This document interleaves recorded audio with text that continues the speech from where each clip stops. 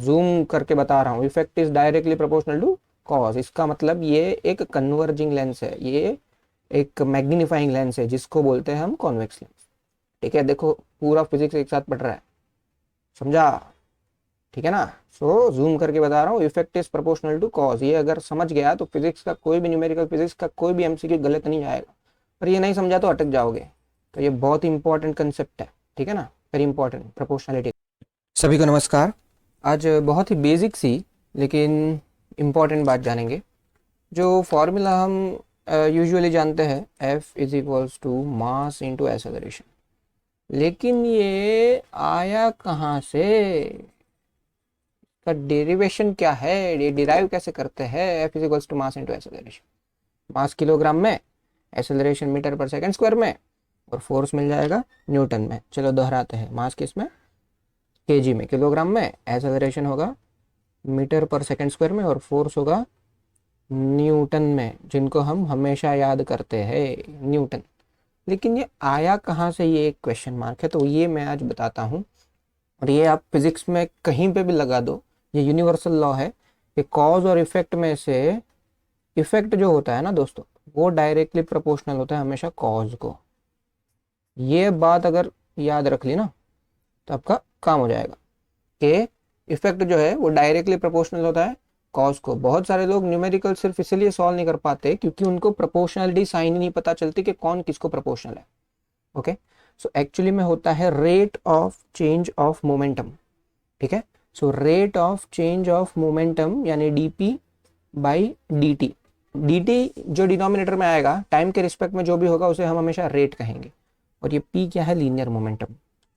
तो अगर समझो ये है मेरे पास, इसको, ये भी स्टैटिक है, भी इसको मैंने कुछ पुश किया तो ये आगे जाएगा, इसको मैंने जोर से पुश किया तो जोर से आगे जाएगा, धीरे से पुश किया तो धीरे से आगे जाएगा, जोर से पुश किया तो जोर से आगे जाएगा। तो इसका जो एक्सेलरेशन है वो डिपेंड करता है उसको अप्लाइड किया गए फोर्स पे, उसको उस पे अप्लाइड किए गए एक्सटर्नल फोर्स पे। So this DP by D T is rate of change of momentum is directly proportional to force. ठीक है, और जब प्रोपोर्शनलिटी साइन समझो हटा दिया तो एक यूनिट हमें आ गया। चलो, तो DP by D T is equals to हम लिख सकते हैं फोर्स के, rate of change of momentum क्या है, फोर्स। लेकिन अब ये पी क्या होता है, पी होता है लीनियर मोमेंटम। सो पी अगर लीनियर मोमेंटम है, सो पी को लिखेंगे मास इनटू वेलोसिटी। अरे वही तो होता है लीनियर मोमेंटम। और मास इनटू वेलोसिटी लिखने के बाद इसको इक्वेट कर देंगे फोर्स के साथ। मास जो है वो तो कांस्टेंट है, समझो इसका मास है 50 ग्राम, तो वो कांस्टेंट रहेगा। अगर मेरे पास दूसरी एक बॉडी है, इसका मास है 10 ग्राम, तो वो कांस्टेंट रहेगा। अगर मेरे पास कुछ हैवी बॉडी है जिसका मास होगा 1.5 किलोग्राम, तो वो भी कांस्टेंट रहेगा। ठीक है ना। तो मास को बाहर निकाल देते हैं, उसको डिफ्रेंशिएट नहीं करना है। तो नेक्स्ट स्टेप होगा मास जो है उसको बाहर निकाल देना, और डिफ्रेंशिएट किसको करना है, वेलोसिटी को। So will write dv by dt is equals to f। अभी देखो dv बाई dt जो है ना वो होता है acceleration, rate of change of velocity वो होता है एक्सेलरेशन।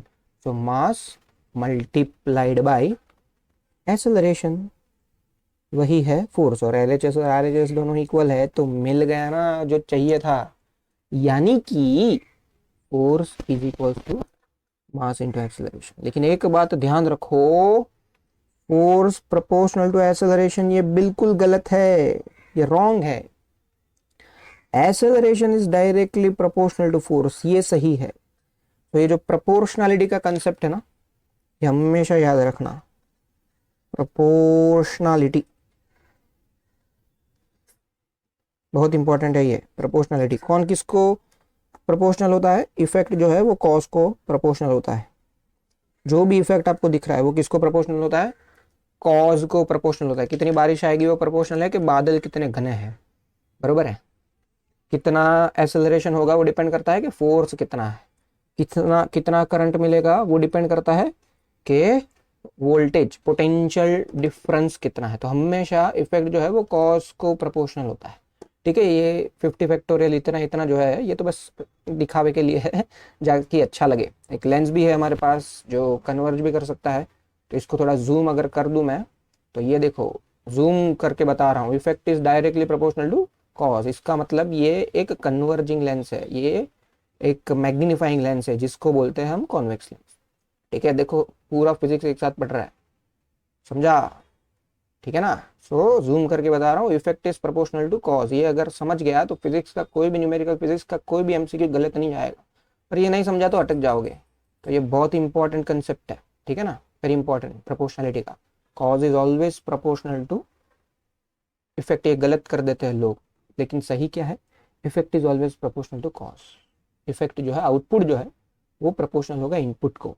ओपी आउटपुट जो है वो प्रोपोर्शनल होगा आईपी को, यानी कि इनपुट को। ठीक है, चलो तो ऐसे ही मजा करते रहे, नई नई बातें जानते रहे, आप फिजिक्स पढ़ते रहे, मैं फिजिक्स पढ़ाता रहूंगा, क्योंकि फिजिक्स हमारा, फिजिक्स तुम्हारा। नमस्कार।